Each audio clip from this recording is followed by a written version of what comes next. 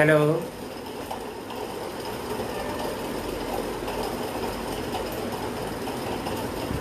তারেক, সবাই কই সালামু আলাইকুম। আজকে আমাদের নির্ধারিত ক্লাস, আমার গতকাল বৃহস্পতিবারের ক্লাস ছিল, সেটা একদিন আগে আসছে। তো আমরা সবাই ভালো আছো?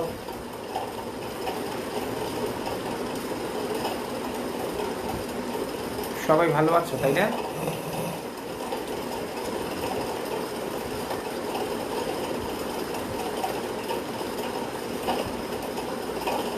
আমরা গতদিন পড়তেছিলাম ডেন্টাল ইমার্জেন্সিসগুলা, medical emergencies in dental practice. আমরা তার কন্টিনিউশন আজকে আমরা শেষ করবো ইনশাআল্লাহ। সেকেন্ড পার্ট, ফার্স্ট পার্টে পড়েছি syncope or fainting and anaphylactic shock. আজকে বাকিটা আমরা পড়বো এবং কিছু ডেন্টালের ইমার্জেন্সিগুলো একটু নিয়ে আলোচনা করবো, ঠিক আছে? সবাই চলে আসো। সবাই ভালো আছো তো না? মাস্ক পরে থেকো, বাইরে বের হোক কম, যতটুকু সম্ভব সেফ থাকা যায় আমাদের জন্য। এখন তো আরও প্রচুর পরিমাণে বাড়তেছে, তাই না? যতটুকু থাকা যায়, যতটুকু ভালো থাকা যায়, আল্লাহ আমাদের সবাইকে রহম করুন, সবাই ভালো থাকুক, এই দোয়াটাই করি।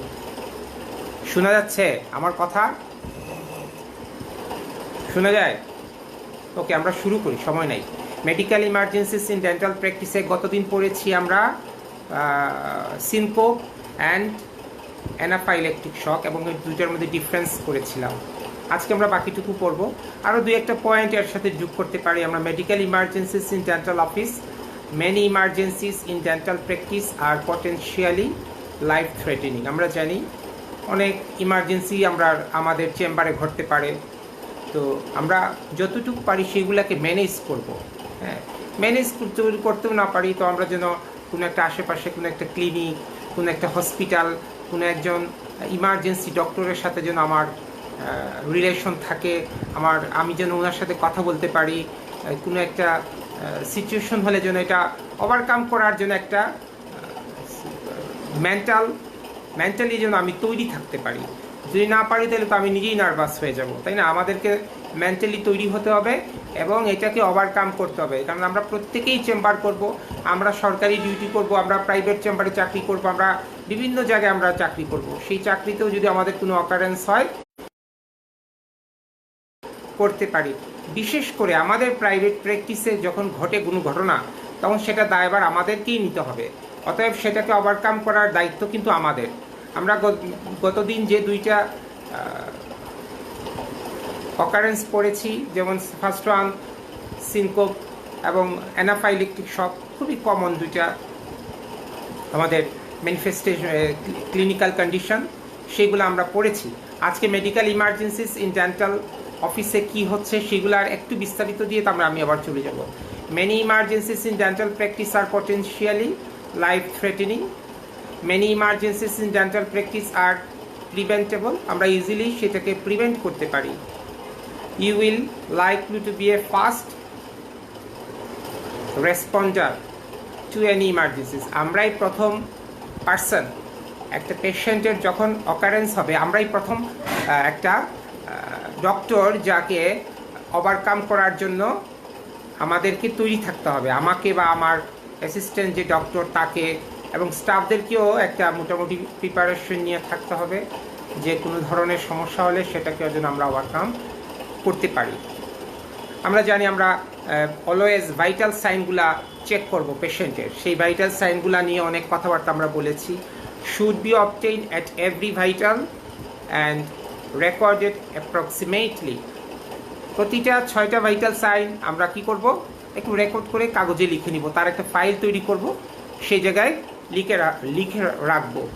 Very significantly among patients depending on various factors, যেমন পেশেন্টের age, weight, medical history, medication কী কী নিচ্ছে সেগুলোর একটু লিস্ট নিয়ে নিব। প্রেজেন্স অফ পেইন কতটা আছে সেগুলো আমরা একটু দেখে নিব। বেসিক সাইন ইনক্লুড, এই ভাইটাল সাইনগুলোর মধ্যে blood pressure, pulse, respiratory rate, temperature and other যে কয়টা আছে এডিশনাল সাইন সেগুলো আমরা একটু চেক করে লিখে রাখবো। এডিশনাল সাইনের মধ্যে এখন তো আমরা দুইটা খুব ইম্পর্টেন্ট, করোনা ভাইরাসের কারণে টেম্পারেচার, আমরা টেম্পারেচার নিব থার্মাল স্ক্যানারের মাধ্যমে এবং পালস অক্সিমেট্রি দিয়ে আমরা পেশেন্টের স্যাচুরেশন অফ অক্সিজেন লেভেলটা দেখে নিব। তারপর ফ্যামিলি হিস্ট্রি তো মাস্ট নিতেই হবে। There is a family history of heart disease, diabetes mellitus, cancer, malignant hyperthermia, any condition, any disease আছে কি না সেটা আমরা জেনে নিব। সোশ্যাল হিস্ট্রি নিব, সে রেগুলার টবাকো নিচ্ছে কিনা, সে অ্যালকোহলিক কিনা, সে ড্রাগ ইউজার্স কিনা, এগুলা জেনে নেব। ক্লিনিক্যাল এক্সামিনেশন দিয়ে করবো তাকে total extraoral clinical examination and intraoral with dental এক্সামিনেশনটাগুলো আমরা করে নিব। ভালো একটা রেডিওগ্রাফ দেখে নিতে পারি, আমরা চেস্ট এক্সরেটাও করে নিতে পারি এবং আমরা যে কন্ডিশনগুলো চেক করব, আমরা যে কাজগুলো করব তার জন্য একটা ভালো অফিসিও রাখতে পারি আমরা আমাদের জন্য। অ্যাসেসমেন্ট করতে হবে। অ্যাসেসমেন্ট দেশের বাইরে করা হয়, সেই অ্যাসেসমেন্টের একটা চার্ট আছে, সেটা একটু জানি, কারো না কারো কাজে লাগতে পারে, যে দেশের বাইরে যাবে তার এটা কাজে লাগবে। দেশেও করা হয় assessment. Summary of the above information, যতগুলা ইনফরমেশন নিয়েছি সেগুলা থেকে আমরা একটা অ্যাসেসমেন্ট করে নিব। কিভাবে? Summary of the above information and appropriate diagnosis. Okay, American society of anaesthesiologist এটাকে একটা ছকে বা স্টেজে ভাগ করেছেন, ডিভাইডেশন করেছেন। ফিজিক্যাল স্ট্যাটাস ক্লাসিফিকেশন সিস্টেম, এই American society of anaesthesiologist ASA সংক্ষেপে বলা হয়, সেটাকে 1 2 3 4 5 করে 7টা স্টেপ বা স্টেজে ভাগ করা হয়েছে নাম্বারিং করে। তো ASA 1 বলা হয়েছে normal healthy patient, 1 always normal healthy patient, তার কোনো ধরনের কোনো প্রবলেম নাই। ASA 2 হচ্ছে a patient with mild systemic disease, a patient with mild systemic disease. ASA 3 হচ্ছে patient with severe systemic disease. ASA 4 হচ্ছে patient with severe systemic disease that is constant threat to life, এবং যে ডিজিজটা আছে সেটা আমাদের জন্য life threatening হতে পারে। ASA 5 হচ্ছে এ মেরিবান্ড, মৃত্যুপ্রায় patient who is not expected to survive without the operation, এমন কোনো ডিজিজ আছে তার অপারেশন না করলে সে বাঁচবে না, এই কন্ডিশনকে বা এই স্টেজকে বলা হচ্ছে ASA 5। ASA 6 হচ্ছে a declared brain dead patient whose organs are being removed for donor purpose, এবং সে তার কোনো একটা অর্গান দান করে যাওয়ার জন্য উদ্গ্রীব, এই টাইপের একটা পেশেন্ট। আর লাস্ট হচ্ছে ASA E, ইমার্জেন্সি সার্জারি। আচ্ছা, এখন আমরা এটা পড়লাম একটা ধারাবাহিকভাবে কিভাবে আমরা অ্যাসেসমেন্ট করব, কি কি মাপবো, কি কি জানবো। গত দিনের ধারাবাহিকতায় আমাদের সেকেন্ড বা থার্ড ইমার্জেন্সিটা ছিল হচ্ছে ডায়াবেটিস ইমার্জেন্সি। ডায়াবেটিক ইমার্জেন্সি আমাদের ডেন্টিস্ট্রিতে খুব কমন, আমরা এটা ফেস করি প্রতিনিয়ত। Diabetic is the most common endocrine disease. It is an endocrine disease. Approximately, International Diabetes Federation estimated 7.1 million people with diabetic in Bangladesh. বাংলাদেশে ডায়াবেটিকের যে পার্সেন্টেজ বা স্টেজ সেটাতে 7.1 মিলিয়ন পার্সন হচ্ছেন ডায়াবেটিক বাংলাদেশে। আর টোটাল পৃথিবীতে আছেন 135 million individual in world wide, সেখানে বাংলাদেশেও 7.1, অনেক বেশি। Hypoglycaemic shock or the insulin shock, দুটোই একই জিনিস, develops rapidly specially in patients receiving injectable insulin. যারা ইনজেক্টেবল ইনসুলিন নেয় আমাদের চেম্বারে আসে, তাদের জন্য এই হাইপোগ্লাইসেমিক শক হওয়ার চান্স খুব বেশি। who may lose consciousness within minute after insulin administration. Common causes of hypoglycemia are omission or delay of meals, okay, exercise before meals, increasing insulin doses. আমি ইচ্ছামতো ইনসুলিনের ডোজ বাড়ায় নিতে পারবো না, তাহলে আমার ডায়াবেটিক শক হওয়ার চান্স হতে পারে। Although hyperglycemia does not by itself usually lead to an acute life-threatening emergency. Hypoglycemia is an acute condition, but hyperglycemia is life-threatening but not an acute condition. If left untreated, যদি hyperglycemia যদি untreated হয় তাহলে সেটা diabetic কিটো acidosis হতে পারে এবং সেটাতে কমাতে যেতে পারে, তখন সে লাইফ থ্রেটেনিং। ওকে, তাহলে এই ডিফারেন্সটা হচ্ছে হাইপারগ্লাইসেমিক শক অ্যান্ড হাইপোগ্লাইসেমিক শকের মধ্যে পার্থক্য হচ্ছে hypoglycaemic shock is a acute condition. ঠিক আছে, a dentist in general practice is much more likely to encounter hypoglycaemia than hyperglycaemia. আমরা ডেন্টিস্টরা হাইপোগ্লাইসেমিয়াটাই ফেস করি আমাদের চেম্বারে, since the latter has a much slower onset. আমরা জানি hyperglycaemia slower onset. The sign and symptoms of hypoglycaemia include, অনেকগুলো sign symptom থাকবে আমরা জানি, সেখানে sympathetic activity sign symptom and parasympathetic activity sign symptom আছে। সিম্প্যাথেটিক অ্যাক্টিভিটি সাইন সিমটমগুলোর মধ্যে আছে palpitation, tachycardia, sweating, anxiety, hunger pain হচ্ছে প্যারাসিম্প্যাথেটিক, অ্যান্ড নশিয়া। আচ্ছা, দ্য গ্লুকোজ লেভেল কতটুকু নিচে আসলে আমরা হাইপোগ্লাইসেমিক শকে যেতে পারে। The glucose level that defines hypoglycemia is variable in diabetes. A level below 3.9 millimole per liter, that is 70 milligram per dl, is diagnostic. In adults without diabetes, symptoms related to low blood sugar at the time of symptoms and improvement when blood sugar is restored to normal confirm the diagnosis. তাহলে blood glucose level 3-এর নিচে চলে গেলে, millimole পার লিটারে চলে গেলে শকে যেতে পারে patient. সেটাই ডায়াবেটিকের একটা হাইপোগ্লাইসেমিক শকের একটা রেঞ্জ। ম্যানেজমেন্টে কিভাবে করব আমরা চেম্বারে management? Step 1 management, the ongoing dental procedure should be stopped or terminated. আমরা দেখব পেশেন্ট কমাতে চলে যাচ্ছে বা কমাতেই চলে গেছে, আমরা সাথে সাথে স্টপ করা ছাড়া তো উপায়ই থাকবে না। Second step is patient should be placed supine with leg elevated. আমরা গতদিন এগুলো পড়েছি, লেগকে এলিভেটেড করব, সুপাইন পজিশনে রাখবো, বিকজ হার্ট অ্যান্ড ব্রেইনের লেভেল এক জায়গায় থাকতে হবে। Step 3 airway breathing circulation assessed. 3টা আমরা পড়েছি কিভাবে করতে হয়। ডেফিনেটিভ কেয়ার করব, তারপরে পেশেন্টকে কি করব, একটা ইনজেকশন দিতে হবে, যদি পারি আইভি ইনজেকশন দিব। অফ কারেন্টে চলে গেছে, আমার কারেন্ট পুদে চলে গেল, দাঁড়াও আমি একটু ইয়ে করি।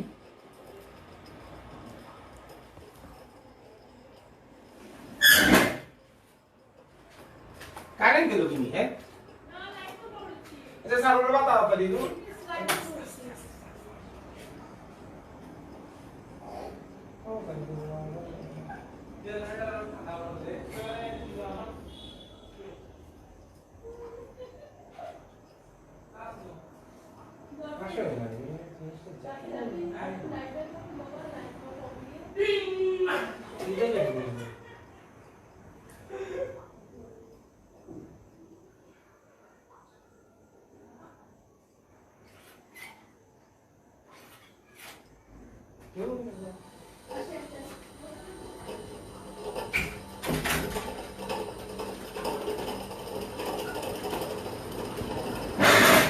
So সরি কারেন্টে চলে গিয়েছিল, আমরা আবার আগের জায়গায় চলে যাই।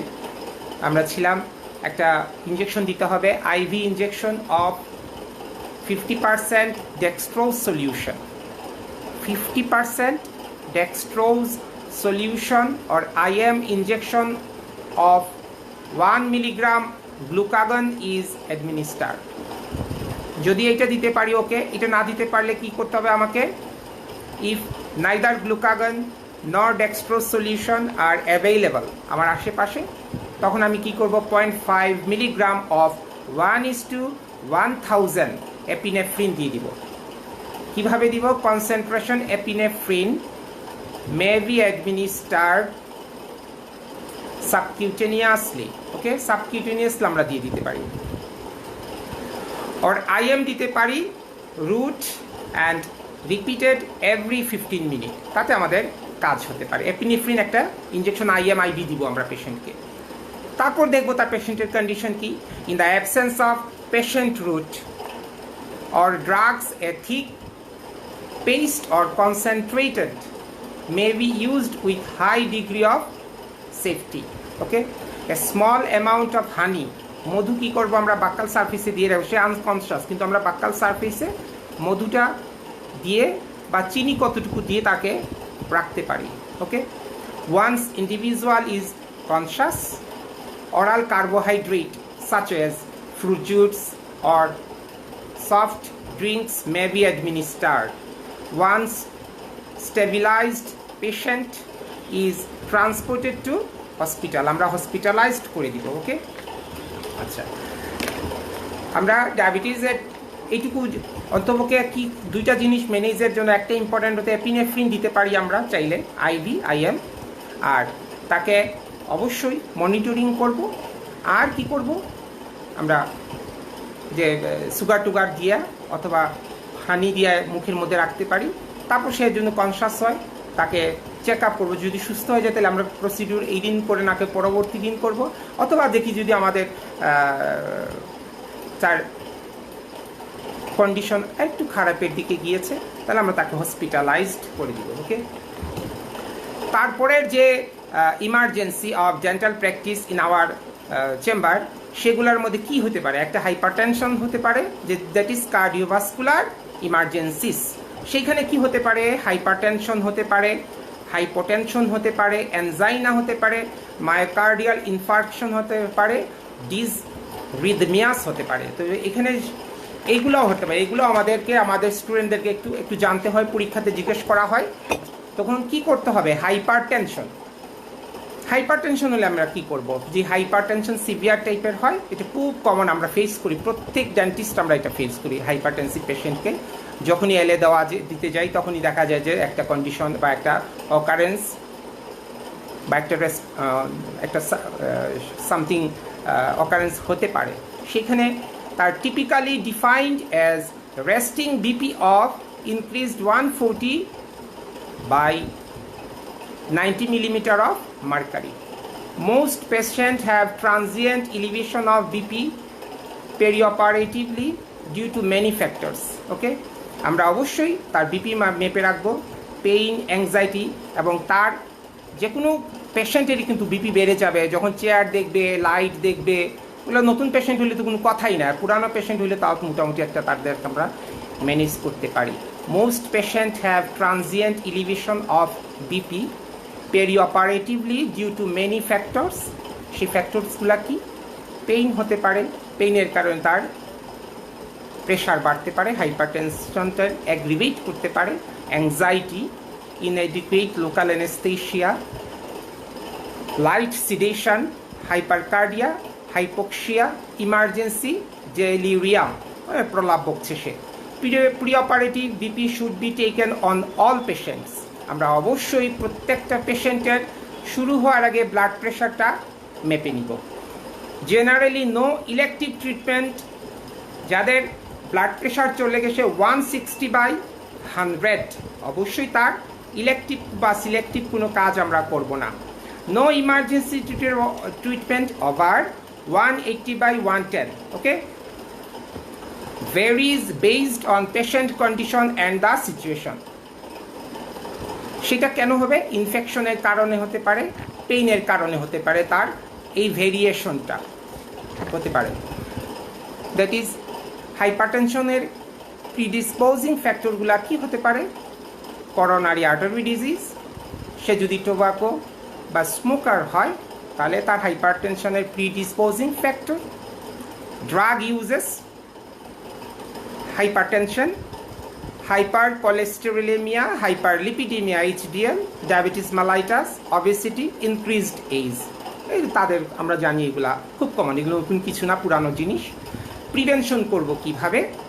গুড পেশেন্ট ম্যানেজমেন্ট, খুব সুন্দর করে পেশেন্টের সাথে কথা বলতে হবে, ম্যানেজ করতে হবে, অ্যাংজাইটি রিডাকশন করতে হবে, অ্যাডিকুয়েট অ্যানেস্থেশিয়া দিতে হবে, adequate pre operative medical management করতে হবে। ওকে, এরপরে ম্যানেজমেন্ট কি করতে হবে? Stop treatment, depend anaesthetic plan, anaesthesia যেন খুব পারফেক্টলি হয়, খুব ডিপে হয়, administer oxygen depending on the circumstances, consider obtaining a new measurement, urgency requires immediate alteration and emergency requires emergency alteration. Consider any hypertensive drug. Okay, আমরা hypertensive ড্রাগও তাকে দিতে পারি। Titrate slowing to avoid sudden drops in pressure to maintain cerebral perfusion, হঠাৎ করে যেন pressure নিচের দিকে না নামে, এটাও আমাদেরকে খেয়াল করতে হবে। এবং সেরেব্রাল পারফিউশন, আমার ব্রেনের রক্ত সঞ্চালনটা যেন পারফেক্ট থাকে যতটুকু সম্ভব। Often requires a period of inpatient blood pressure management to ensure a stable BP. Okay, MI and stroke need to be ruled out, এটা আমাদের মাথায় রাখতে হবে। আচ্ছা, হাইপোটেনশন হলে কি করব? Typically defined as systolic blood pressure below 90 millimeter of mercury. Severity related to patient's medical condition must maintain end organ perfusion. আমরা প্রিভেনশন করব কিভাবে? Titrate sedation, slowly, preoperative blood pressure, proper fluid management করব আমরা। তারপরে hypotension management কি করব? Stop treatment. পেশেন্টকে কি করতে হবে? এখানে আমরা আবার সুপাইন পজিশন বা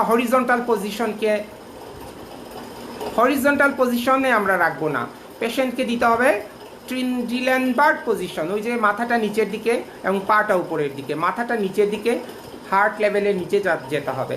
this is known as Trendelenburg position. আমি গতদিন ছবি এঁকে এগুলো একটু দেখিয়েছি।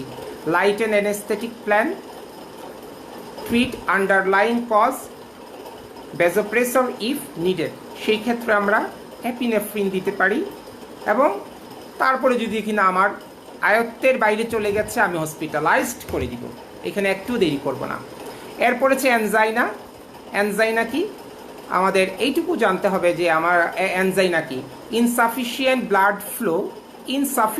Blood flow or ischemia to heart muscles, and it is always reversible condition. Okay, this is angina. Predisposing factors are coronary artery disease, tobacco user, hypertension, hypercholesterolemia, hyperlipidemia, diabetes mellitus, dysrhythmias, increased age, male sex, ওই হাইপারটেনশনের মতোই সব related. Angina prevention করব কিভাবে? Control risk factor, আমরা risk factor must be control করতে হবে। তার stress reduction করতে হবে, চেম্বারে আসছে যেন স্ট্রেস না নিতে হয় তাকে। মেডিকেল ম্যানেজমেন্ট করতে হবে, অক্সিজেন ইনহেলেশন করতে হবে, অ্যান্টিপ্লেটেলেট থেরাপি যদি নিতে নেয় সেটা তার যেন কন্টিনিউশন করতে হয়। এই জন্য আমরা বলি যে অ্যাসপিরিন আর ক্লোপিটোগ্রাল ড্রাগ দুইটা আমরা কখনো বন্ধ করব না, বন্ধ না করেই যে কোনো সার্জারি করব এবং ব্লিডিংটাকে আমি কন্ট্রোল করবো। আমি তো কোনো ক্লাসে এগুলো বলেছিলাম। তারপর দেবো nitroglycerine. Treatment management, terminate treatment, অবশ্যই ট্রিটমেন্ট বন্ধ করতে হবে। নাম্বার 1, যে ট্রিটমেন্ট করছিলাম সেটা স্টপ করতে হবে। পজিশন, আপরাইট পজিশন দিতে হবে, পেশেন্টকে আপরাইট পজিশনে নিতে হবে। সাবলিঙ্গুয়াল নাইট্রোগ্লাইসেরিন দিতে হবে। may repeat every 5 minutes up to 3 total doses. Patient যদি অ্যানজাইনা হয় তার সাথেই থাকবে, আর যদি না থাকে তাহলে আমরা আনায় একটু দিতে পারি। Monitor vital sign, administer oxygen inhalation, if not improved then patient is transmit to hospitalised. তারপরের যে কন্ডিশন সেটা হচ্ছে acute myocardial infarction.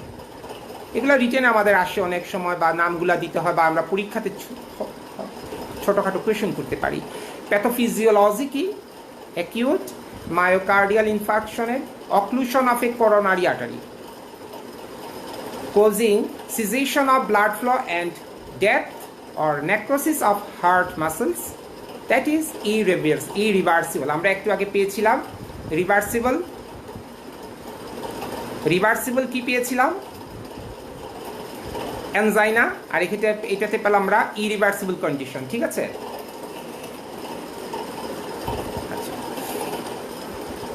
Predisposing factor কি হতে পারে? Same as angina. প্রিভেনশন কি? Same as angina. Post MI avoid elective care for 3 to 6 months depending on circumstances. আমরা minimum 3 থেকে 6 মাস কোনো ধরনের কাজ করব না, বিশেষ করে ওরাল ক্যাভিটির কোনো কাজ। Stress reduction, administration of oxygen. MI acute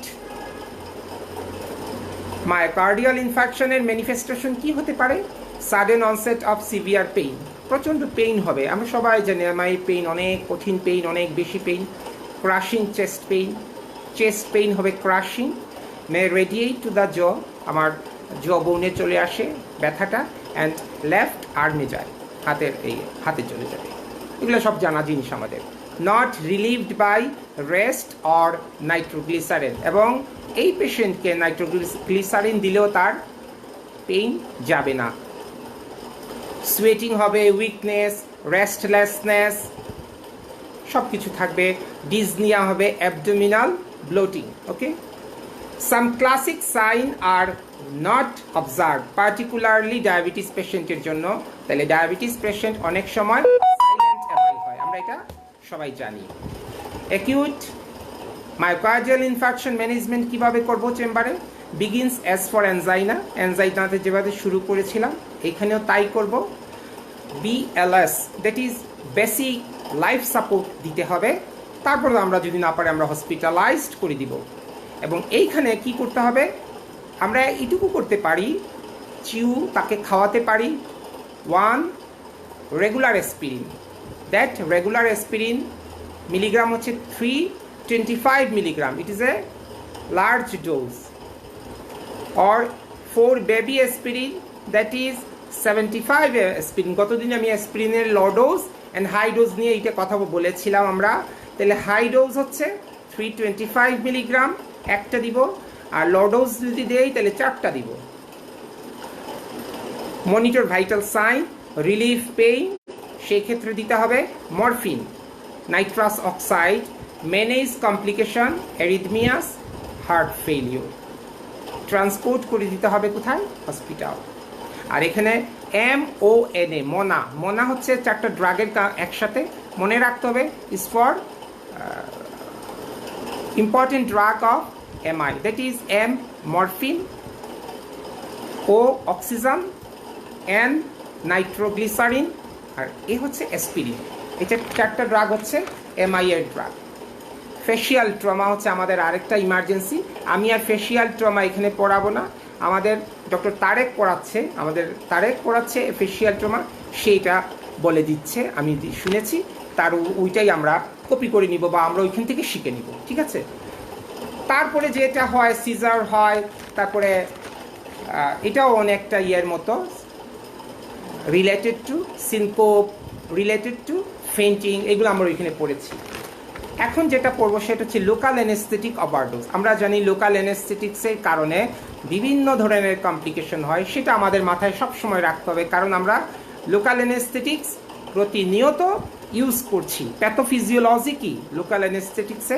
high concentration of local anaesthetics can cross the blood brain barrier. তাহলে ব্লাড ব্রেইন ব্যারিয়ার ক্রস করতে পারে high concentration of local anaesthetic. exert their depressant effect on the central nervous system এবং সে যদি blood brain barrier cross করতে পারে তাহলে আমাদের বিভিন্ন ধরনের সিএনএস ইফেক্ট হবে যেগুলো আমরা জানি।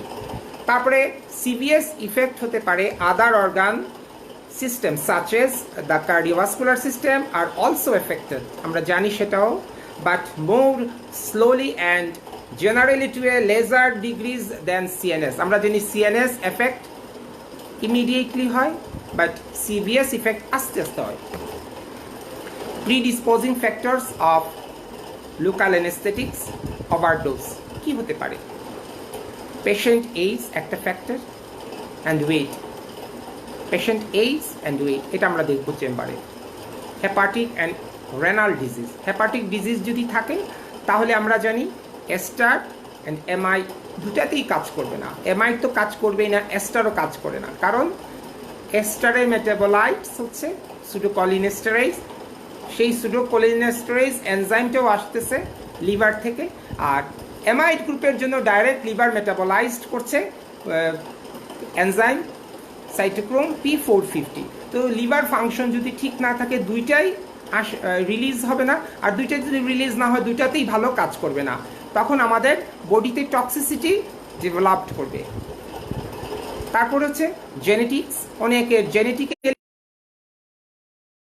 তার হাইপার সেন্সিটিভিটি রিয়াকশন হতে পারে।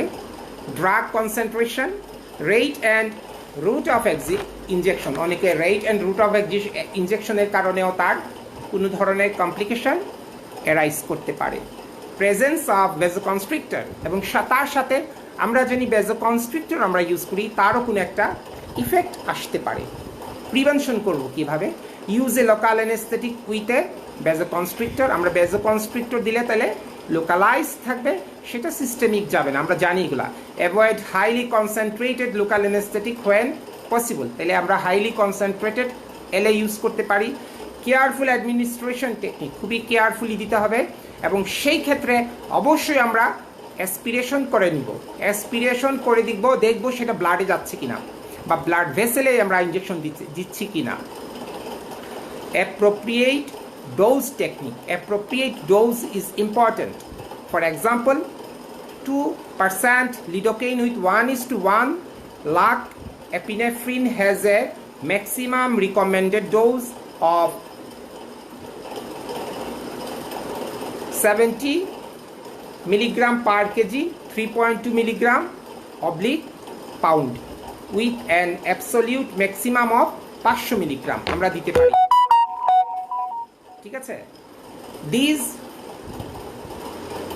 ইকুয়েটস সমানতা করছে টু অ্যাপ্রক্সিমেটলি 14 কার্পুলস অর কার্ট্রিজ। আমরা 14টা পর্যন্ত দেওয়া যায়, কোনো আমরা জানি 8টা পর্যন্ত আমাদের জানা, এখানে বলছে তারা 14টাও দেওয়া যেতে পারে of local anaesthetic at the absolute maximum dose which correspond to 70 kg adult.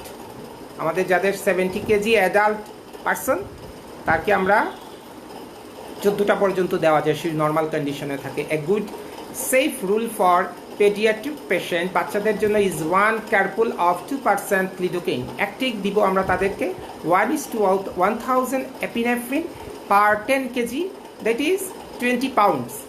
ওকে, আচ্ছা, এটা আমরা মেনটেন করবো। লোকাল অ্যানেস্থেটিক ওভারডোজের কারণে কি কি ম্যানিফেস্টেশন আমরা বডিতে হতে পারে, আমরা কি কি দেখব?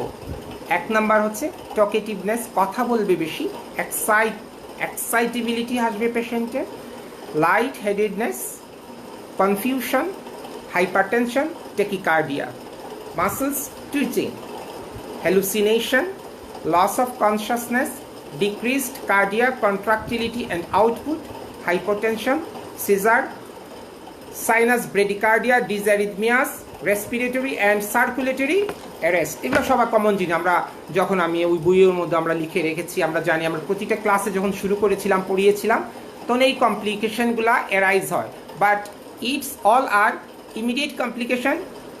আমরা লেট কমপ্লিকেশনগুলো এখানে পড়ছি না, কারণ late is not related to emergency. Management, stop treatment, position of patient is important, reassure the patient, support airway, administration oxygen, monitor vital sign, manage complication. transport to patient to hospital when it is severe, patient is severe condition. তারপরে যে condition হয় সেটা হচ্ছে broken dental needle, এটাও related to local anaesthetic related complication is arise to our chamber, exceptional, rare but not avoidable, এটাকে আমরা avoid করতে পারি না। আমাদের কখনো কখনো লোকাল অ্যানেস্থেটিকের নিডলটা ব্রেকেজ হতে পারে এবং ব্রেকেজ হয়ে সফট টিস্যুতে মাসলে আটকায় যেতে পারে। গতদিন আমি এটা বলেছি, আরেকটু বলছি এখানে, almost every documented instance of a broken dental needle involved use of a 30 gauge short needle. আমরা 30 gauge short needle use করব for an inferior alveolar nerve block. Studies have shown that patients cannot differentiate between injection performed with 25, 27 and 30 gauge needle. Average length for administration of a standard inferior alveolar nerve injection on an adult is 20 to 25 millimeter. যতটুকুই থাকুক আমরা 20 মিলিমিটারের বেশি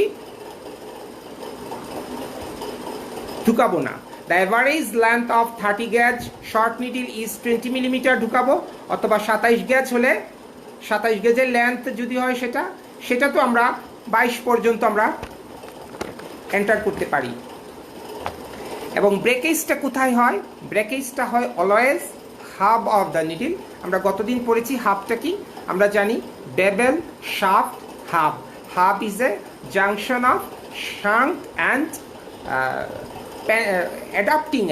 adapting end to the syringe, and last one is penetrating end, is a 5 part. এটাও আমরা question করি পরীক্ষাতে, বলা হয় parts of needle. First one bevel, second one shaft, third one adapting end, third one hub, fourth one adapting end, and last is penetrating part of needle. Okay,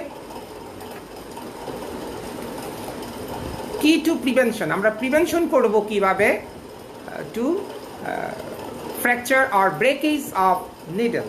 Use the proper needle gauge and length for the proposed injection. আমরা কি করব, একটা proper লেন্থটা নিব এবং আমরা কতটুকু enter করবো সেটা আগে থেকে চিন্তা করে রাখবো যে আমরা 22 মিলিমিটার ঢুকাতে পারি, 20 মিলিমিটারও ঢুকাতে পারি।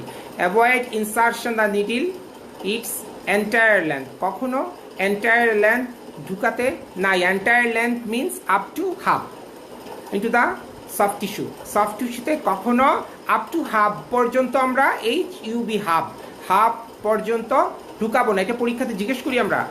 Prevent sudden patient movement as much as possible, আমরা পেশেন্টকে যখনই আমি এলে দিব তখন পেশেন্টকে বলবো প্লিজ আপনি নড়াচড়া করবেন, এটা খুব ঠান্ডা মাথায় তাকে বুঝাই দিতে হবে। ওকে, আর যদি কোনো কারণে ফ্র্যাকচার হয়, আমরা জানি ফ্র্যাকচার কি বা ব্রেকেজ হয়, সেটাকে কিভাবে আউট করতে হয় আমরা এক্স রে করবো, আরেকটা নিডল ঢুকাবো, এটার আশেপাশে কোন দিকে আছে সেটা নজি বের করে নিয়ে আসবো। যদি আমি ফেলিউর হই বা আমরা কেউ ফেলিউর হই, সাথে সাথে আমরা ম্যাক্সিলোফেশিয়াল সার্জনকে এটা রেফার করতে পারি এবং তারা সার্জারি করে এটা বের করে আনতে পারে। আর তুমি যদি পারো ওয়েল। এরপরের যে কমপ্লিকেশন সেটা হচ্ছে ব্লিডিং। সেটা আমরা ডেন্টিস্টরা প্র্যাকটিস করেছি আর কি ফেস করি নাই হতে পারে না, প্রত্যেকে আমরা ফেস করেছি কিভাবে ব্লিডিং হয় এবং ব্লিডিং হলে মাথাটা কতটুকু ঝাঁকুনি খায় এবং কিভাবে সেটাকে ম্যানেজ করতে হয়। তাহলে আমরা management of acute bleeding is a emergency of dental practice in our chamber, may occur as the result of procedure. এটা কখন হবে, একটা প্রসিডিউর করছি তখন হিউজ ব্লিডিং হতে পারে, তখনই আমাদের নার্ভ আর কাজ করে না যে এই ব্লিডিং কিভাবে কন্ট্রোল করব। অনেকেই তখন হেফাজার্ড হয়ে যায়, এই হ্যাজার্ডটা নিতে পারে না, হ্যাঁ তখনই একটা কমপ্লিকেশন অ্যারাইজ করে চেম্বারে।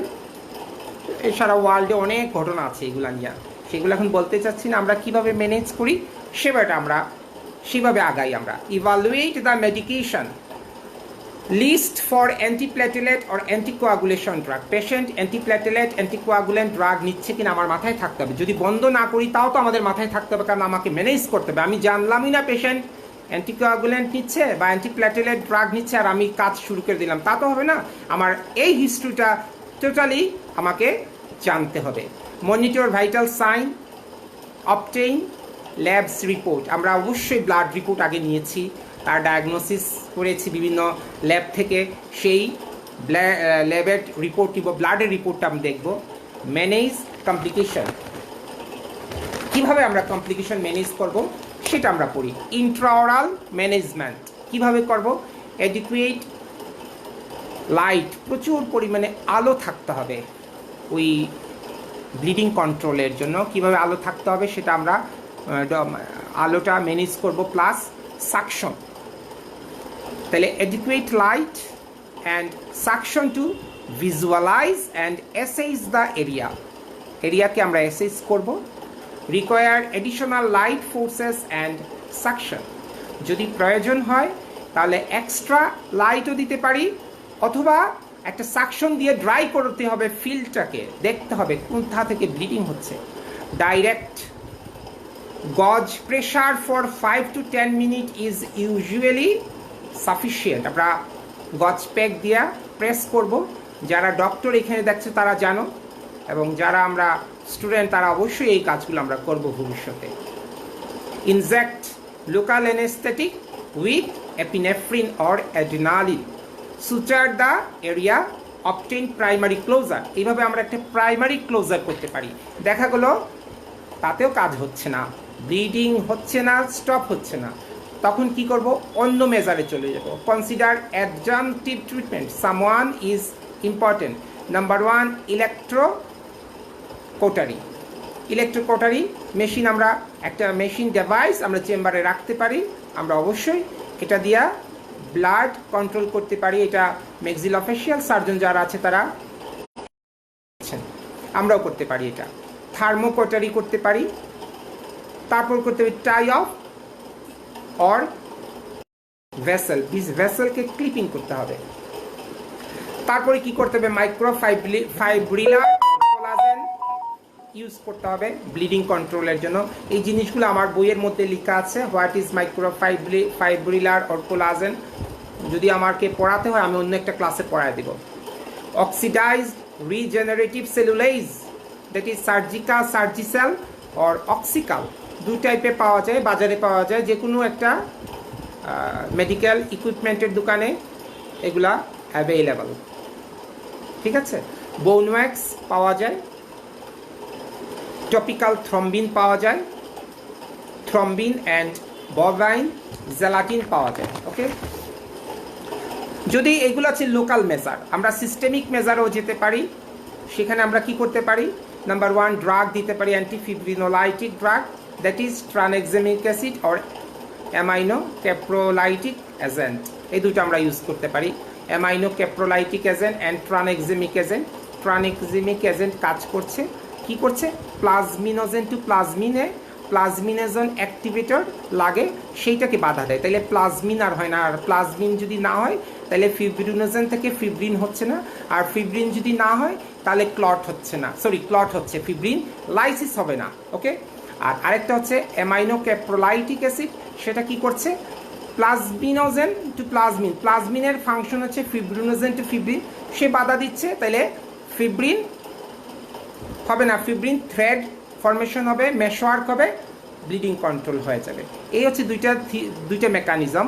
এই দুইটা মেকানিজম আমরা পরীক্ষায় জিজ্ঞেস করি, সেটা আমাদের বইয়ে লেখা আছে। তারপরে কি করতে পারি, আমরা ফ্লুইড রিজার্টিসিটেশন করতে পারি ক্রিস্টালয়েড অ্যান্ড কলয়েডের মাধ্যমে, ফ্রেশ ফ্রোজেন প্লাজমা দিতে পারি, প্ল্যাটেলেটস দিতে পারি, ক্রায়োপ্রেসিপিটেট দিতে পারি, স্পেসিফিক ক্লটিং ফ্যাক্টর দিতে পারি, অ্যান্ড রেড ব্লাড সেল দিতে পারি। এগুলো মুখস্থ রাখতে হবে এবং এগুলা আমাদের পরীক্ষাতে আমরা জিজ্ঞেস করি। এক্সট্রা অরাল ব্লিডিং যদি এজ এ সেম জিনিস, আমরা সেইভাবে আমরা প্রিপারেশন করে নিব। আচ্ছা, আমাদের ডেন্টিস্ট্রিতে এই ম্যানেজমেন্টগুলো আমরা জানি, করি আমরা। আচ্ছা, এখানে আমি লাস্ট যেটা আমি আজকে পড়ানোর লাস্ট যে টপিক, সেটা হচ্ছে দুইটা জিনিস। একটা হচ্ছে inhalation or injection of endodontic file or others. আমাদের ডেন্টিস্ট্রি প্রফেশনে অনেক আমরা এন্ডোডন্টিক ফাইল ইউজ করি, ছোট বার ইউজ করি, ডেন্টাল ইনস্ট্রুমেন্টগুলা আমরা ইনজেকশন হতে পারে, ইনহেলেশন হতে পারে, সেই ক্ষেত্রে আমরা কি করব। আর আরেকটা হচ্ছে আমরা লোকাল ইরিগেশন সলিউশন ইউজ করি, সেই ইরিগেশন সলিউশনের কারণে এমফাইজেমা হতে পারে, ইডিমা হতে পারে এবং ব্লাড ক্লট হতে পারে, সেই প্রিভেনশন কীভাবে করতে হবে। আমি আজকে এখানে inhalation or injection of endodontic file or others নিয়ে একটু কথা বলছি, ঠিক আছে। Injection or inhalation of the endodontic instrument, হ্যাঁ, এটা খুব কমন না, বাট হতে পারে চেম্বারে, খুব কমন কন্ডিশন না। তো আমরা একটু পড়ি, তারপর আস্তে আস্তে বুঝাই। Injection or inhalation of the endodontic instrument during root canal treatment is rare but can result in serious complication in our office. তাহলে আমাদের অফিসে এটা সিরিয়াস একটা কমপ্লিকেশন করতে পারে। Ingestion of foreign body is a common clinical problems in children. চিলড্রেনের জন্য এটা হতে পারে, চিলড্রেনদের আনকোঅপারেটিভ যে চিলড্রেন অর পেশেন্ট, তার ক্ষেত্রে এই ঘটনাটা ঘটতে পারে। Injection still occurs in adults but is most of the times accidental or in psychiatric patient. তাদের এই ঘটনাটা ঘটতে পারে, যে পেশেন্টের অ্যাক্সিডেন্টালি হতে পারে সে uncooperative or psychiatric patient. In dental operatory the ingested foreign body may include teeth. আমরা অনেক সময় টিথ ইনজেকশন হয়ে যায়, তাই না? দাঁত তুলতে গেছি, দাঁত আমরা গলায় গেছে, চলে গেছে, আর দাঁতটা খুঁজে পাই নাই।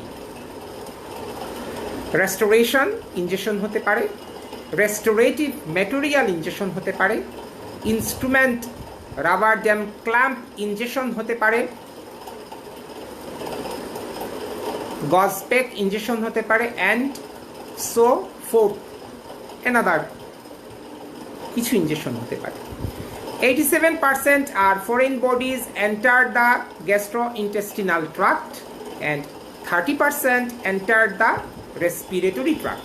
তাহলে 87% আমার কোথায় যাচ্ছে? জিআই ট্রাক্টে যাচ্ছে, যেতে পারে, আর 13% যেতে পারে লাঙ্গে, রেসপিরেটরি ট্রাক্টে যেতে পারে, then by lung. Most of the foreign bodies that enter the gastrointestinal tract pass spontaneously.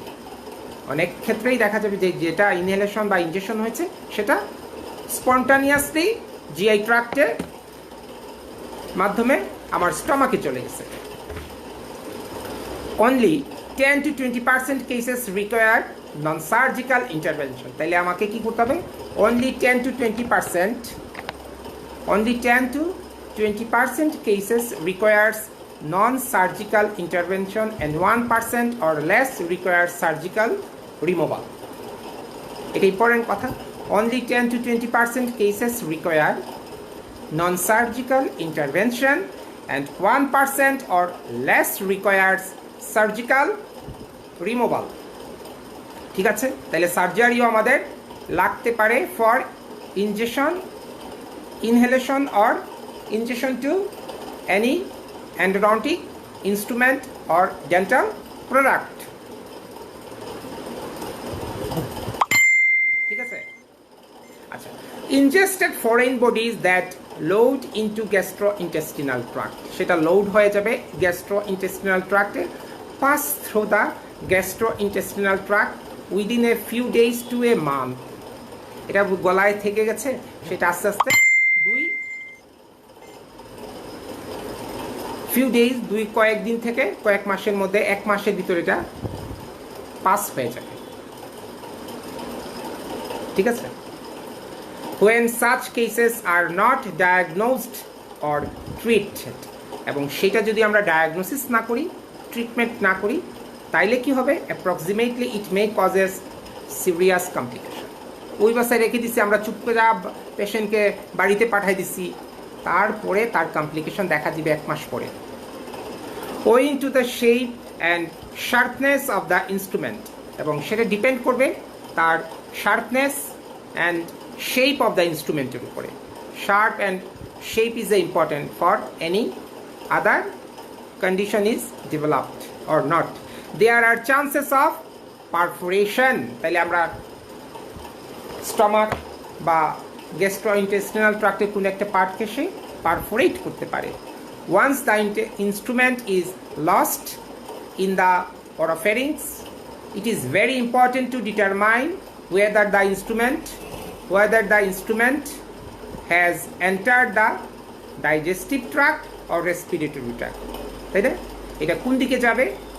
Once the instrument is lost in the oropharynx, it is very important to determine whether the instrument has entered the digestive tract or respiratory tract. ঠিক আছে?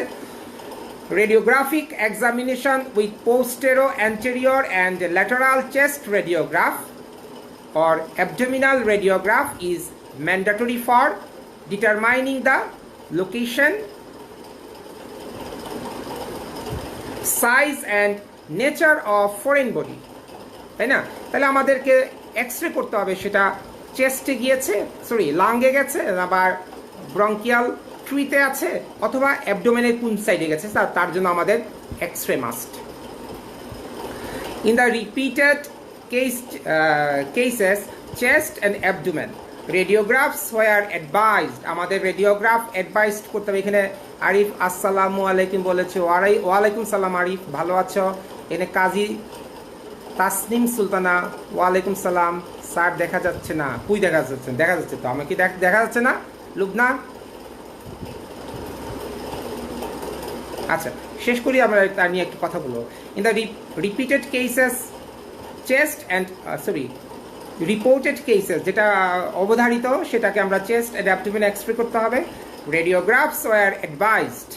In this case chest radiograph was advised as patient was complaining of something sticking in throat. অনেকে গলাতে আটকায় গেছে, তখন বলবে যে আমার গলায় সামথিং, কিছু একটা আছে। In case of foreign body that is radiolucent, অনেক ফরেন বডি আছে রেডিওলুসেন্ট, সেটা ধরা পড়বে না, সব তো আর রেডিও অপেক না। যেমন একটা endodontic instrument radiopaque, radiolucent এর impression material is a radiolucent or another filling material, glass ionomer একটা ফিলিং মেটেরিয়াল ঢুকতে পারে, সেটা একটা রেডিওলুসেন্ট। In case of foreign body that is radiolucent, other diagnostic methods includes computed tomography, magnetic resonance of imaging and endoscopy must related to in that case. তাহলে আমাদেরকে CT scan করতে হবে, MRI করতে হবে, এন্ডোস্কোপি করতে হবে এটাকে ডায়াগনোসিস করার জন্য। 19% of the ingested foreign bodies pass through the gastrointestinal tract uneventually, কোনো কিছুতেই বাধা না পেয়ে ডাইরেক্ট চলে যাবে gastrointestinal ট্রাক্টে। Endodontic file has been previously reported to pass out through the gastrointestinal system within 3 days without incident. In these cases, also the ingested file passes out through gastrointestinal tract without any symptoms. Careful monitoring with radiographic evaluation and high fiber diet is generally the preferred management protocol. তাহলে আমরা যদি দেখি না রে আমাদের গ্যাস্ট্রোইন্টেস্টাইন চলে গেছে, তাহলে পেশেন্টকে আমরা হাই ফাইবার ফুড খাওয়াবো, বলবো খাইতে থাকেন, এমনি ফাইবারের সাথে পেঁচায়া ওটা বের হয়ে যেতে পারে। If the foreign body that has passed into the stomach and is less than 6 cm in length and 2 cm in diameter, there is a 90% chances of passage through pylorus and ileococcal valve with sharp object. The most common site of perforation are the lower esophagus and terminal ileum. Abdominal pain and or a positive stool occult blood test may indicate sign of intestinal perforation. ওকে, বুঝা যাচ্ছে? তাহলে bleeding হবে এবং ব্লিডিংটা আমার স্টুলে পাওয়া যাবে। Medical or surgical intervention for removal is required in such cases. তাহলে তখনই আমার পেশেন্টকে medical emergency and surgical intervention করে এটাকে রিমুভ করতে হবে। ওকে, তাহলে একটা পার্ট গেল। Next, entry of foreign body to the respiratory tract, potentially life threatening and the object requires prompt removal, এবং সাথে সাথে তাকে রিমুভ করতে হবে। Vigorous and spasmodic cough and difficulty in breathing, এই কমপ্লিকেশনগুলা দেখা দিবে পেশেন্টের। Frequently occur immediately. However, a period without symptoms can last 4 years. যদি কোনো কারণে এটা লাঙ্গে চলে যায় তাহলে উইদাউট সিমটমসে 2-3 বছরও থাকতে পারে। The most common sign and symptoms of foreign body aspiration include coughing, wheezing, and decreased breathing sounds. Foreign bodies tend to be loaded preferentially in the right bronchial tree, এবং এটা আটকাবে রাইট ব্রঙ্কিয়াল ট্রিতে because of its anatomical vertical position, এবং সেই ক্ষেত্রে must needed surgery. ওকে, আচ্ছা, তাহলে দুইটাতেই আমাদের সার্জারি লাগছে। আসল কথা হচ্ছে আমরা এটাকে প্রিভেনশন করব কীভাবে। প্রিভেনশন ইজ মোর ইম্পর্ট্যান্ট, যেন ইনহেলেশন না হয়। অবশ্যই আমরা এটা প্রিভেনশন করে এত বছর পার করছি, আমাদের ইনশাল্লাহ কারো চেম্বারে এই ঘটনা ঘটে নাই। Strategies to prevent aspiration of foreign body, এটা আমাদের জুনিয়রদের জন্য, আমাদের যারা স্টুডেন্ট তাদের জন্য important. Number 1, injection or aspiration of foreign bodies can be easily prevented by the universal use of rubber dam isolation. এটা আমরা সবাই জানি, রাবার ড্যাম ছাড়া এখন আর কোনো কথাই নাই, তাই না? এই করোনাকালে তো rubber dam must. Flexible rubber dam frames are available. এখন রাবার ড্যাম আগে ছিল প্লাস স্টিলের, এখন আমরা এটা ফ্লেক্সিবল রাবার ড্যাম ইউজ করতে পারি। Frames are available which can facilitate radiographs during treatment without removal of frame. Number 2, dam clamp and endodontic instrument can be tightened with floss to prevent ingestion. এটা জানি আমরা, dam যে clamp আছে তাকে আমরা floss দিয়া বেঁধে নিতে পারি। বেঁধার জন্য একটা ছিদ্র আছে দুই সাইডে দিয়ে, 4টা ছিদ্র থাকে। আর আমরা এন্ডোডন্টিক ইনস্ট্রুমেন্টের হ্যান্ডেলের ভিতরে একটা ছিদ্র আছে, সেটা দিয়ে আমরা বাঁধতে পারি। এগুলো সবাই জানো, তোমরা স্টুডেন্টরাও দেখছে। Use of electronic apex locator and rotary instrument can help preventing the injection. তাহলে আমরা মেপে নিয়ে কাজ করব। তাহলে মেপে নিয়ে কাজ করলে কি হবে, আমাদের যে কোনো ধরনের অকারেন্স চান্সটা কমে আসবে। ম্যাক্সিলোফেশিয়াল সার্জনরা বা এনি সার্জিক্যাল কেসে কী করতে হবে, আমরা একটা দাঁত তুলতেছি বা অন্য কোনো কাজ করতেছি, ইউজ অফ গজ থ্রট পেক, আমরা গজ থ্রট পেক দিয়ে কাজ করতে পারি। During routine oral surgery and prosthodontic procedure, place A 4 inch to 4 inch gauge protective barrier in oral cavity distal to the area. যেদিকে অপারেশন করছি বা যে সার্জারি করছি তার ডিস্টালি রাখবো, পিছনে রাখবো। Where small items are being manipulated, এবং সেখানে গিয়ে আটকাবে। Use high velocity evacuation or suction. Use wash field technique, যে কোনোই কাজ করি না কেন পরিষ্কার থাকতে হবে ওরাল কেভিটিটা, তাই না? তাহলে আমরা দেখতে পারবো। Use more upright position if possible for impression taking. যখন কোনো ইমপ্রেশন নিব, ইমপ্রেশনের জন্য আমি সবসময় আমার যেখানে যারা আছে তারা জানে, আমি বলি আপরাইট পজিশনে ইমপ্রেশন নাও। ইমপ্রেশন কখনো সুপাইন অর সেমি সুপাইন পজিশনে দেওয়া ঠিক না।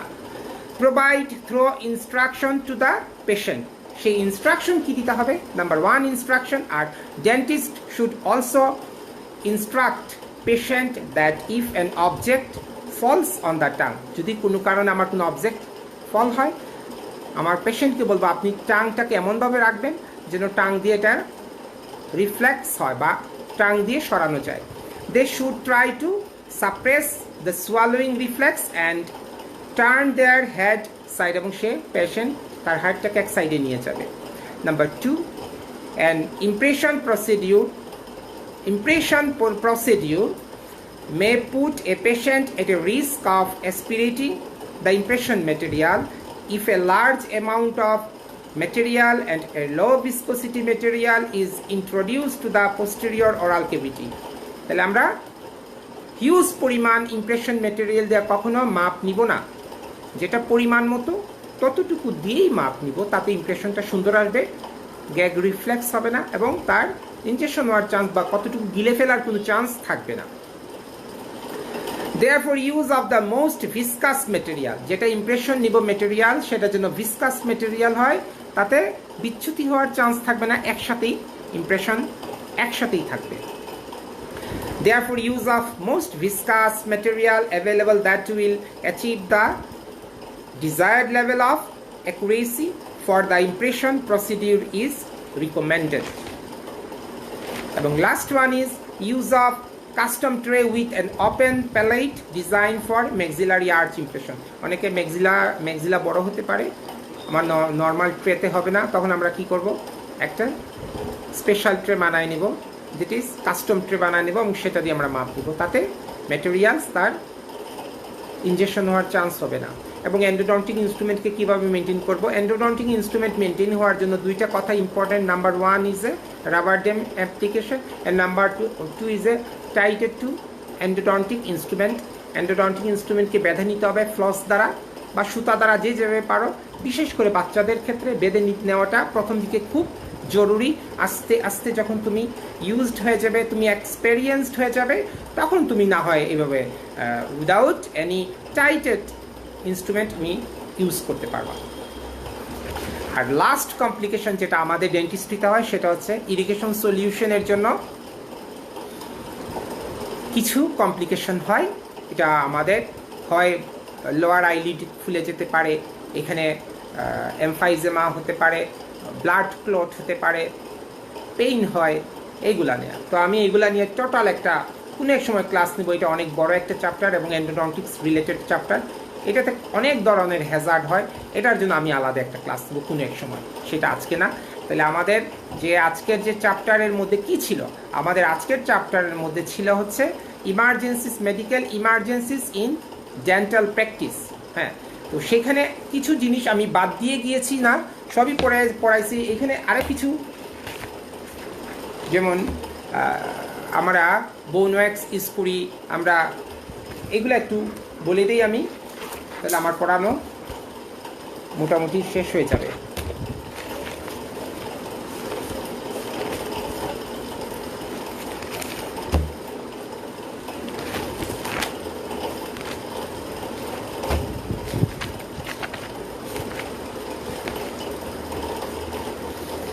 আমরা হিমোস্ট্যাটিক এজেন্ট ইউজ করতেছি, এই যে ব্লিডিং কন্ট্রোলের জন্য, অ্যাকিউট ব্লিডিং কন্ট্রোলের জন্য কিছু হিমোস্ট্যাটিক এজেন্ট ইউজ করছি, সেইটা নিয়ে আমরা একটু পড়াই দিই।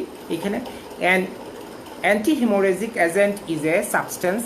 Anti-hemorrhagic agent is a substance that promote hemostasis, stop bleeding.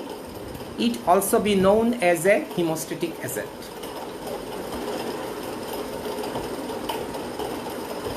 A styptic means astringent, যেটা সুপারফিশিয়াল সারফেসের ব্লাড কন্ট্রোল করছে, তাহাকে আমরা বলছি স্টিপটিক্স অর অ্যাস্ট্রিনজেন্ট। সেটাও আমাদের একটা চ্যাপ্টার আছে ফার্মাকোলজিতে, এটা নিয়ে আমরা কোয়েশ্চেন হয়।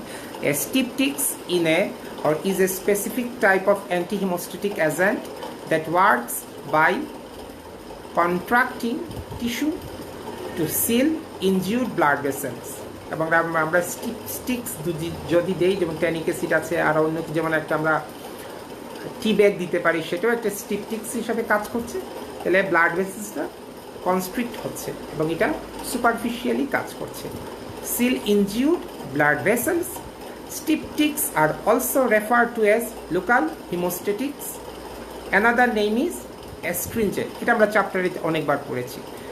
Styptics causes hemostasis by contracting blood vessels. তাহলে স্টিপটিক্স কিভাবে কাজ করছে, ব্লাড ভেসেলসকে কন্ট্রাক্ট করছে এবং সুপারফিশিয়াল ব্লিডিং কন্ট্রোল করছে। ওকে, আমরা হিমোস্ট্যাটিক এজেন্ট হিসেবে অনেকগুলা এজেন্ট ইউজ করি। Systemic drugs works by inhibiting fibrinolysis or promoting coagulation, include antifibrinolytics, blood coagulation factor, fibrinogen, vitamin K. Locally, drugs work by causing vasoconstriction or promoting platelet aggregation. আমরা এগুলা জানি। Hemostatic agents are used during surgical procedure to achieve hemostasis and are categorized as hemostasis, sealants and adhesives.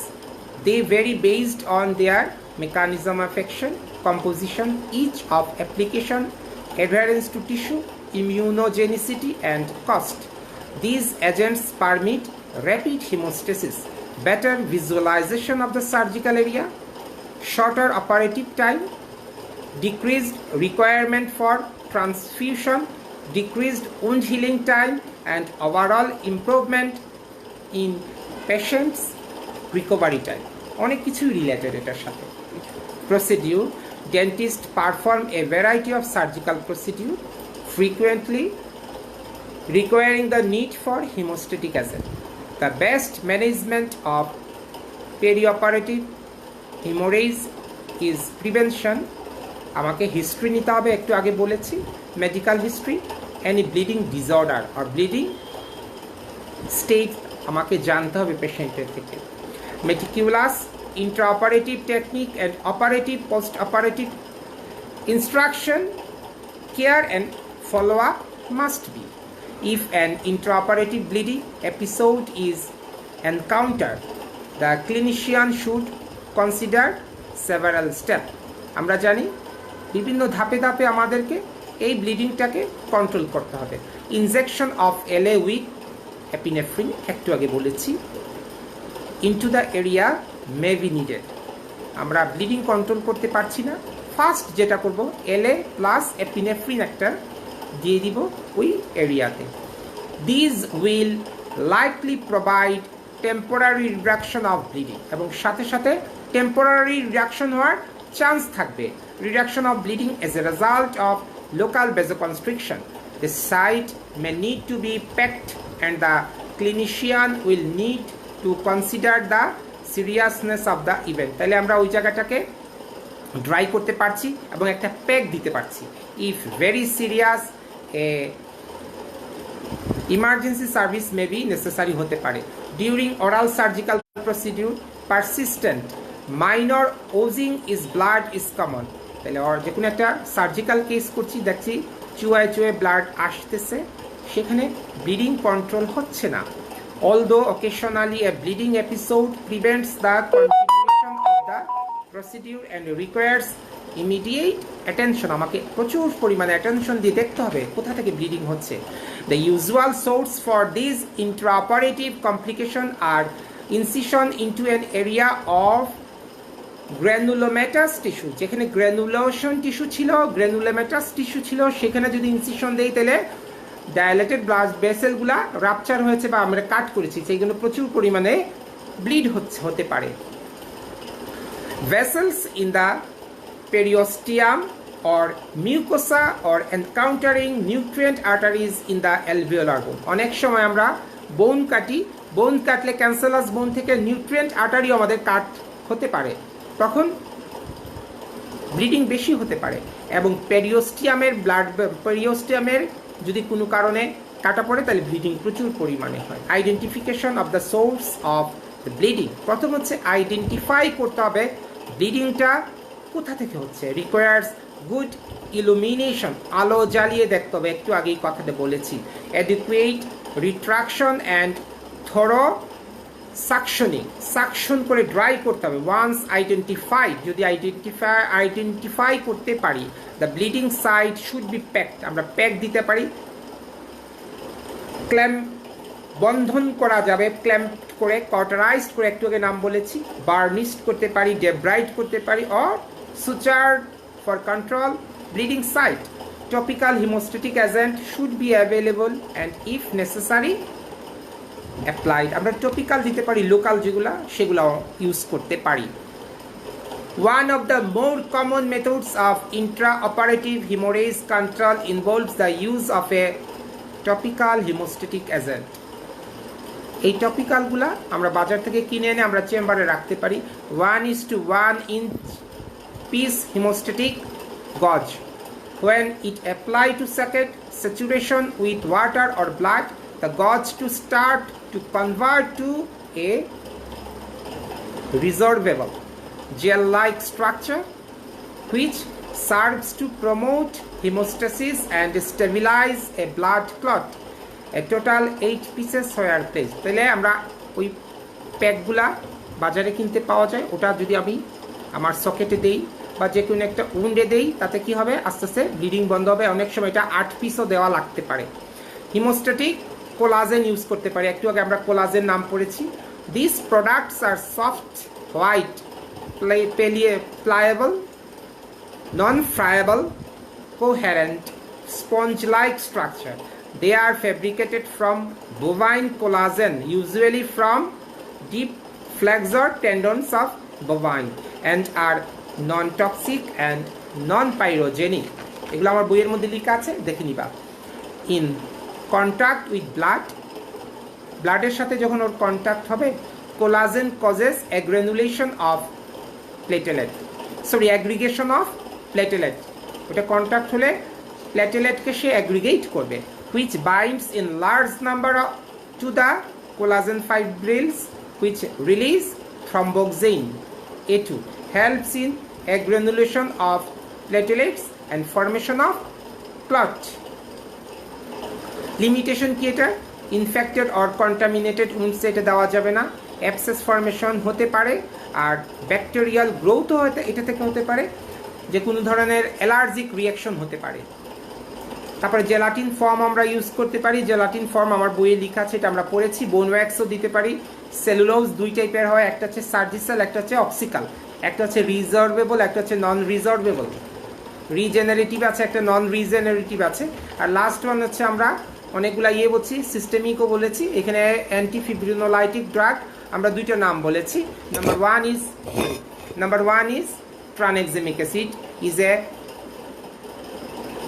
synthetic analog of the amine acid lysine. It serves as an antifibrinolytic by reversibly binding 4 to 5 lysine receptor site and plasminogen. This reduces conversion of plasminogen to plasmin. কারণ সে কি করবে, plasminogen অ্যাক্টিভেটরকে বাধা দিলে plasminogen two plasminogen প্লাজমিনার হবে না। হ্যাঁ, তার কাজ হচ্ছে অ্যাক্টিভেটরের উপরে। সেই অ্যাক্টিভেটরের ফাংশন কি? অ্যাক্টিভেটর নাই, প্লাজমিনোজেন টু প্লাজমিনার হচ্ছে না, তাইলে ফিব্রিন ক্লট লাইসিস হবে না, ক্লট থেকে যে ক্লট হবে। Preventing fibrin degranulation and preserving the framework of fibrins matrix structure. Okay, it can take up to 24 hours for the medicine to take full effect. Tranexamic acid is usually used for a short time to treat bleeding. খুব তাড়াতাড়ি আমরা result পাই, আমরা প্রত্যেকের চেম্বারে এটা use করছি। ওকে, আমাদের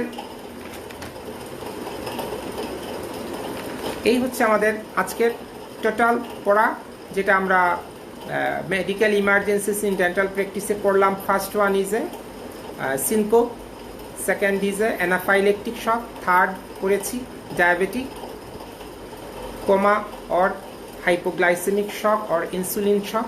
তারপরে ছিল কিছু কার্ডিওভাস্কুলার কমপ্লিকেশন, সেখানে ছিল মায়োকার্ডিয়াল ইনফার্কশন, ছিল হচ্ছে angina, hypotension, hypertension, bleeding disorder, bleeding tendency, bleeding control, acute bleeding. সেই অ্যাকিউট ব্লিডিংকে কীভাবে আমরা কন্ট্রোল করি সেটা স্টেপ বাই স্টেপ বলা হয়েছে। আর বলা হয়েছে হচ্ছে আমরা কিভাবে একটা ব্রোকেন নিডলকে রিট্রাইভাল করতে পারি, এটা আমরা ক্লাসেও পড়িয়েছি, এইখানে আবার বলেছি, গতদিনও আমি বলেছি। আর লাস্ট ওয়ান ইজ, যদি ইনহেলেশন হয় এন্ডোডন্টিক ইনস্ট্রুমেন্ট, সেটাকে কিভাবে আমরা রিট্রাইভ করব, কিভাবে আমরা ফেস করব, সেটা আমরা জানলাম। এবং সেটা প্রিভেনশন হচ্ছে ইজ ইম্পর্টেন্ট। আমরা প্রিভেনশন, কারণ এটা যেন না হয়, সেটা আমরা কিভাবে করব সেটা জেনে নিলাম। বিশেষ করে সেই ক্ষেত্রে rubber dam mask and tied to endodontic instrument, endodontic ইনস্ট্রুমেন্টকে বেঁধে নিতে হবে। আচ্ছা, তার জন্য সবচেয়ে ইম্পর্টেন্ট কথা হচ্ছে আমরা যে এন্ডোডন্টিক রটারি ইনস্ট্রুমেন্ট ইউজ করছি ইঞ্জিন ড্রাইভেন, সেইগুলো যদি ইউজ করি তাহলে সেটা ইনজেকশন হওয়ার চান্স কম থাকে, কারণ এটা একটা ইনস্ট্রুমেন্টের সাথে বাধা আছে। সেইটা আমরা মেনটেন করতে পারি। তাহলে তিনটা জিনিস important. Number one rubber dam, number two endodontic ইনস্ট্রুমেন্টকে বেঁধে নিতে হবে ফ্লস দ্বারা, আর নাম্বার থ্রি হচ্ছে apex locator with rotary instrument, engine driven rotary instrument আমাদেরকে ইউজ করতে হবে। এই কয়েকটা প্রসিডিউর যদি মেনটেন করি তাহলে আমাদের inhalation or injection of endodontic file হচ্ছে না।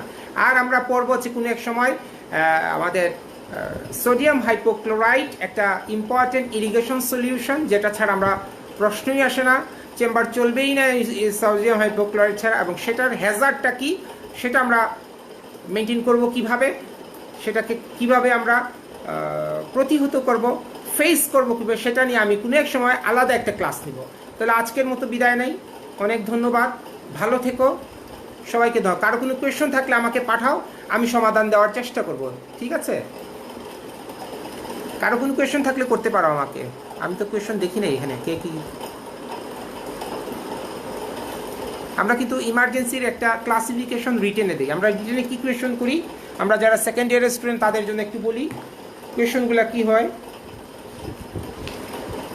ইমার্জেন্সিস ইন ডেন্টাল প্র্যাকটিসের একটা রিটেন কোয়েশ্চন হয়, ইমার্জেন্সিস ইন ডেন্টাল প্র্যাকটিস। তো আমি গতদিনও বলেছি কিভাবে আনসার করবা, সেটা এই নোটের মধ্যে আছে বা আমার গাইডের মধ্যে বা আমার বইয়ের মধ্যে আছে, সেটাও লিখতে পারো। Following emergencies May arise in dental practice, এটা এই চারটা দিলে আমাদের রিটেনের আনসার হয়ে যাবে। ওকে, আমরা সেকেন্ড কোয়েশ্চন এখান থেকে করি হচ্ছে আমাদের কাছে যেটা ইম্পর্টেন্ট সেটা হচ্ছে অ্যানাফাইলেকটিক শকের প্যাথোজেনেসিস অ্যান্ড অ্যানাফাইলেকটিক শকের ম্যানেজমেন্ট ইজ ইম্পর্টেন্ট। আমি বহুবার পরীক্ষাতে এটা দিয়েছি, ম্যানেজমেন্ট অফ অ্যানাফাইলেকটিক শক, যেটা আমরা প্রতিনিয়ত ফেস করছি, অতএব এটা আমি দিই পরীক্ষাতে, রিটেনে এইটা দেওয়া হয় অ্যানাফাইলেকটিক শকের ম্যানেজমেন্ট। এটা পড়ে রাখবা, আমার নোটের মধ্যে আছে, আমার এই বইয়ের মধ্যে আছে। কোথায় আছে? অ্যান্টিমাইক্রোবিয়াল এজেন্টের মধ্যে আছে। আবার আমি গতদিন পড়িয়েছি, কারো লাগলে আমি এবার এখানে লিখিতভাবে আমি লিখে দিয়ে দিব। ওকে, হাইপোগ্লাইসেমিয়া আমাদের জন্য একটা ইম্পর্টেন্ট, হাইপোগ্লাইসেমিক শক কিভাবে ম্যানেজ করব আমি দিয়েছি, সেটা একটু লিখে নিবা, লাগলে বলো আমি এখানে লিখে দিয়ে দেবো, ঠিক আছে? বা ছবি তুলে আমি পাঠিয়ে দেবো। হিমোরেজ খুব ইম্পর্টেন্ট জিনিস, হিমোরেজ কন্ট্রোল করছি কিভাবে, এইখান থেকে কোয়েশ্চেন হয়। সেখানে আমরা লোকালগুলা কী কী, সিস্টেমিকগুলা কী কী, are they differences between tranexamic acid and amino caproic agent, এই দুটার মধ্যে পার্থক্যটা কোথায়, according to mechanism of action, সেখানে গিয়ে পার্থক্যটা দেখতে হবে, লিখতে হবে, বইয়ের মধ্যে আছে। একটু আগে এই কথাটা বলেছি কিভাবে কাজ করছে। একটা করছে অ্যাক্টিভেটরের উপরে, তাহলে প্লাজমিন আর হবে না, আর একটা করছে প্লাজমিনকে ইনহিবিশন করছে, তাহলে ফিব্রিনোজেন টু ফিব্রিন হচ্ছে না। ওকে, তাহলে আমাদের management of emergency with occurrence of medical emergencies with dental practice, এই কথাগুলো আমরা রিটেনে দেই, এইগুলো নেই। আর বাদ বাকি যেগুলো পড়িয়েছি সেগুলো সবার জন্য আমাদের কাজে লাগবে, আমরা যেন ফেস করতে পারি, সবার সমাধান করতে পারি। ঠিক আছে, আজকের মতো বিদায় নেই নাকি? ভালো থেকো সবাই, নেক্সট আবার বেঁচে থাকলে দেখা হবে ইনশাল্লাহ। আল্লাহ হাফিজ, thank you sir. Sumona, Sumo, কে কে ছিল একটু দেখি, সবার নামগুলো একটু পড়ি। সাদিয়া, আইরিন, সুমনা, সুমো, শিব্বির আহমেদ, রেজওয়ান, লুবনা, মুনিন, আমার নামের সাথে মিল, জান্নাত তুবা, নাইম দেখছে আমাকে, নাইম ভালো আছো? আতিকুর রহমান, আতিক, তৌসিফুর রহমান, শামসুন্নাহার, আফসানা, মরিয়ম তামান্না, আবির আবদুল্লাহ, মরিয়ম তামান্না, লুবনা মরিয়ম। ওকে, অনেকেই আছো, সবাই ভালো থাকবা, দোয়া করি, আমার জন্য দোয়া করো, ইনশাল্লাহ ভালো থাকবো। আল্লাহ হাফিজ। আমার মনে হয় পড়াশোনাটা হচ্ছে কি জানো, যখন যেটা পড়বা রাত্রে কিন্তু বসে বসে নোট করতে হবে। নেটের মধ্যে প্রচুর কিছু আছে, সবাই যে বসে একটু নোট করো, একটু পড়ো। আমি এটা জানি না, আরেকজনকে যে জিজ্ঞেস করো, তুমি জিজ্ঞেস না পারলে নেটে আমাকে পাঠাও, আমি এটার আনসার করে লিখে দিব। বা এই পড়লাম, দেখলাম, আর বাসায় মানে বইটা চাপায় রাখলাম, ফেসবুক নিয়ে বসলাম, হবে না, সময় দিতে হবে, তাইলেই পড়া হবে। হ্যাঁ, আমরা জানি এখন একটা অনেক ক্রাইসিস পিরিয়ড আমরা পার করছি, এই সময় পড়াশোনা কি বলতে পারো? অবশ্যই ইনশাল্লাহ আমরা এই পিরিয়ড ওভারকাম করব। আমরা সিনিয়ররা নাও থাকি, তোমরা থাকবা ইনশাল্লাহ। এবং তোমাদেরকে এই প্রফেশনকে আগায় নিতে হবে, যুদ্ধ করতে হবে। ইনশাল্লাহ ভালো কিছু আছে। অনেকেই ডেন্টিস্ট্রি নিয়ে অনেক কথা বলছি আমরা, কিন্তু এই উপরওয়ালা একজন আছেন, উনি কিন্তু সবাইকে নির্ধারিত করে রেখেছেন কার কপালে কি। আমরা ইচ্ছে করে আমরা ডেন্টিস্ট্রি প্রফেশনে আসি নাই, আমাদেরকে আল্লাহ পাঠিয়েছেন। অতএব রিজিক আল্লাহই দিবেন আমাদেরকে, তাই না? আমরা যদি উপরওয়ালাকে বিশ্বাস করি, ইনশাল্লাহ আমরা ভালো থাকবো এবং এটা ওভারকাম হবে, এটা প্রতিহত হবে। আমরা ভালো থাকবো। আল্লাহ হাফিজ, ভালো থাকবো।